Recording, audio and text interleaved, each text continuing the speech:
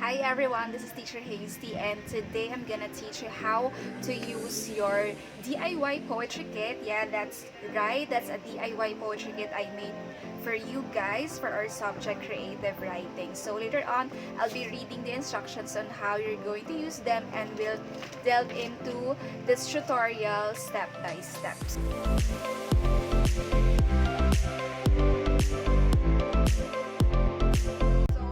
First up, I want you to know that the idea of creating poetry tiles was from the poetry posts that I see on Instagram, and I saw that there's actually a poetry kit sold online and some others sell it from US, but it's nice that we also have it here in the Philippines. It's actually Magnetic Poetry Manila. Ayan. So I ordered actually two, but it's a gift for someone. So ayan. I ordered two. One is Tagalog and one is English. Our modules were written in English, so yeah, we have to deal with that. And I'm using English for this class na, and the Tagalog is the gift. Okay? So ayun. So I actually ordered this back in July, parang ganun, July or June. Ayan. This is to show you the poetry kit. So it comes in a tin can. Ayan. So the words are inside, but I haven't cut it yet. So yon, mahirap siyang tanggalin if it's your first time to use it. But syempre, sanayan lang yan. So ito, you will just have to cut the poetry tiles. Ayan. So ito yung magnetic poetry. Why magnetic? Because it's printed on magnetic paper. The thing is, yeah, if you cut the words separately, eto na siya. It actually is attracted by the tin can, di ba? Kaya nga siya magnetic. So may magnet yung paper niya. But in our case, I wasn't able to print that on a magnetic paper kasi for one, mahal siya. 150 pesos yung isang sheet. So yun, and we cannot afford that. So yun, to give you an alternative na rin, because ang habol naman natin is for you to experience using poetry tiles. Ayan, so we have yung poetry tiles printed on cardboard paper. So our task right now is to cut the words here. So balik na tayo sa instructions ko. Ang instructions, ayan, for number 1, you have to create your own poetry using the DIY poetry kit I made. The words I use here are from Magnetic Poetry Manila, and some other words were taken from poetry kit sellers sa US. So, yon.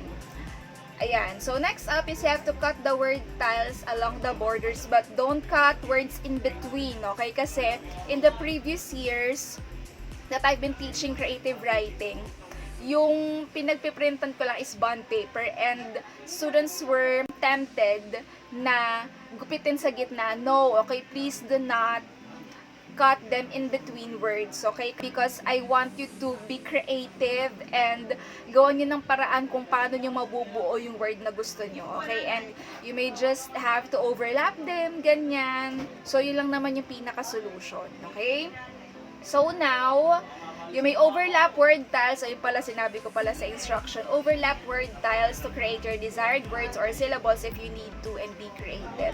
Next, you have to paste the poetry tiles on the colored paper I provided for you. For more poetry kit ideas, ayan, please refer to the samples printed out. Ayan, yung samples ng poetry tiles. Ayan, these are the poetry samples. Ayan. I found online. So, medyo malabo lang siya kasi nagtipid tayo sa ink. Kasi wala na kami supply ng ink. So, ayan. So, eto. Baka naman may pwede mag-donate sa amin ng ink. Char! Okay. So, yon. Ayan siya yung sample natin. So, ngayon, bakit siya may colored paper sa likod? Because you have to paste them here. Yung poetry na mabubuo nyo, pwede nyo ilagay dito. Okay? So, dyan nyo siya ilalagay. So, bale, itong colored paper, this will serve as your answer sheet. Okay? So, yun. Wait, nag-close. Okay, so, ayan. So, let's get started. So, ito yung poetry tiles. That's what we're going to do first. Kasi yan yung number 1 dito sa activities natin. So, let's get it on. So, ito, we're going to cut now yung poetry tiles natin.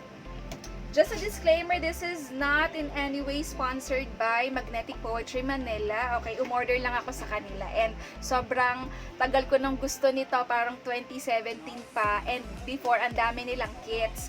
Kaso inabot na, nung umorder ako, lockdown na nun eh. So, ayun. Dalawa na lang yung kit nila. Yung starter kit ng English and yung starter kit ng Tagalog. Actually, may English to pa na kit. May English, may Tagalog to rin. And there are all other kits. Ano, sana bumalik na ibang kits sila when all this is over. So, ayan. Babalik na tayo. Cut na natin yung mga tiles. So, I'll just be cutting a few kasi syempre I have to do this vlog very quick kasi gagawa pa ako ng assignment ko kasi nag-aaral din ako. So, yun. Very quick lang para lang alam nyo kung paano siya gamitin.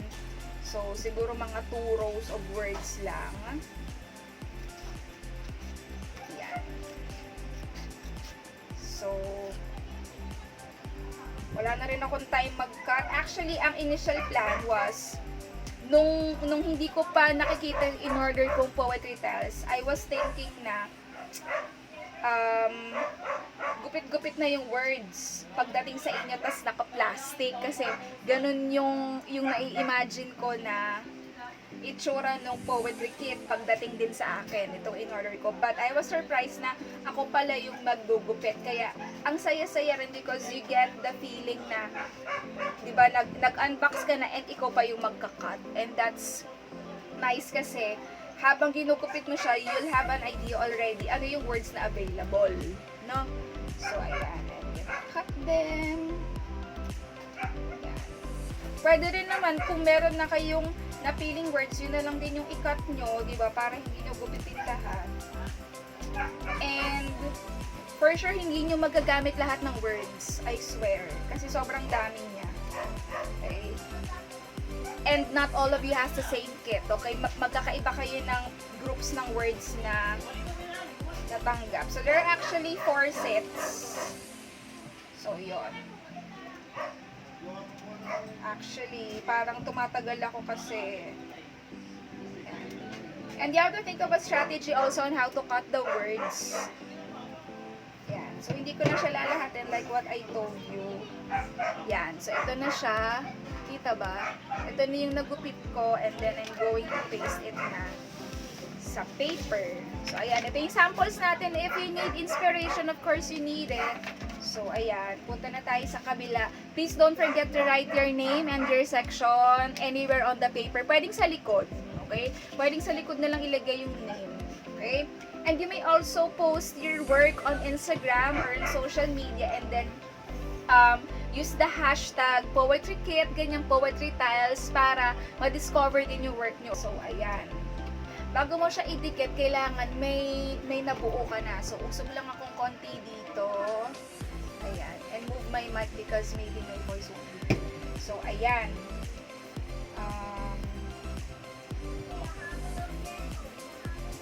So, ito, bumubuo na tayo ng poetry. And kailangan may sense, ha? So, you have to combine words that will actually create meaning. Put in random words, okay? Pero I expect more from you because you have more time in cutting the words because you have a day allotted for this activity. So, ayan. Just to remind you, free verse tayo, okay? Kahit anong poem, kahit walang rhyme, okay? You're not required to have rhyme sa poetry na gagawin.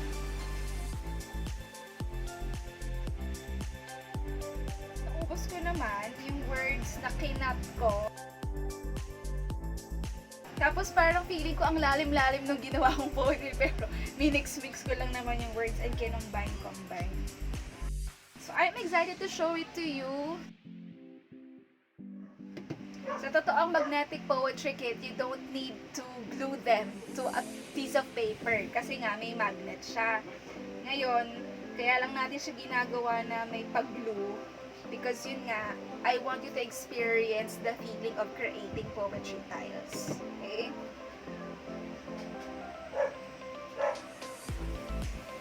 In in the previous batches of students that I've had,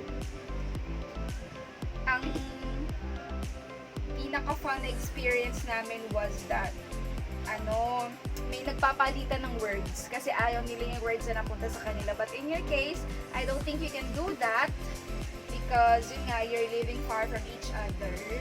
Bilang lang naman sa inyo yung magkakapit-bahay. So yeah.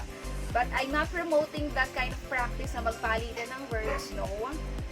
Please don't do that kasi ang dami-dami naman ng words dyan and feeling ko makakabuo naman kayo ng magandang poetry with the words that you got. Yung left hand, o kung ano yung hindi dominant hand, yun yung pang blue. Dominant hand, yun yung panghawak ng tile.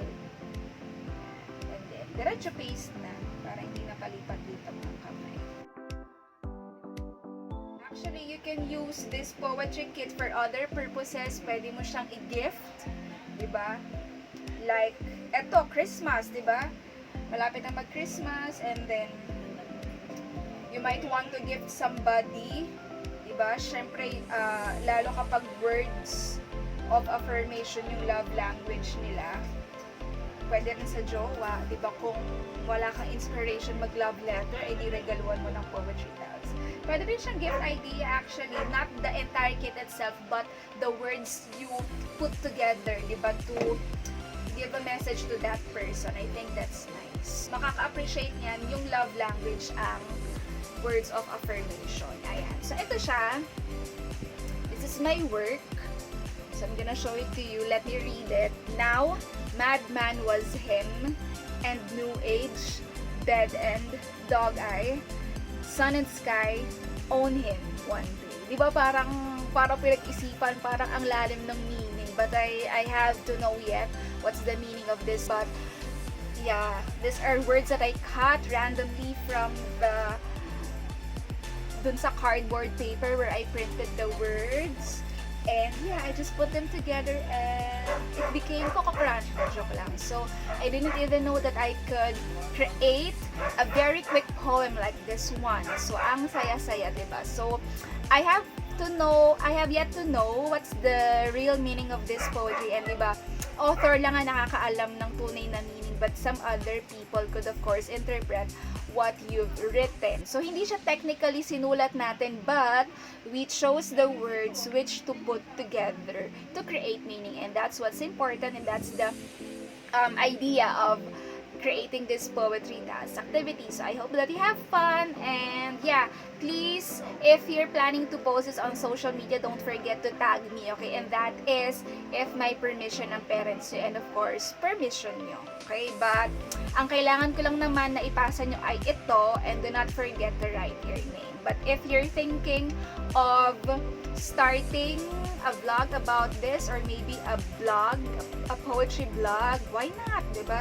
Kasi this is a trend on Instagram, yung ating poetry tiles. And then, pag nakaipon-ipon na kayo, diba? For those who are interested, diba? So, if makaipon-ipon na din, you might want to go for a poetry kit para hindi na kayo nagka-cut and paste. Okay? Isang cut na lang, and then dikit-dikit na lang, and reshuffle the words if you need to. Ayan. So, this is a starting point, yung poetry, DIY poetry tiles that I made for you.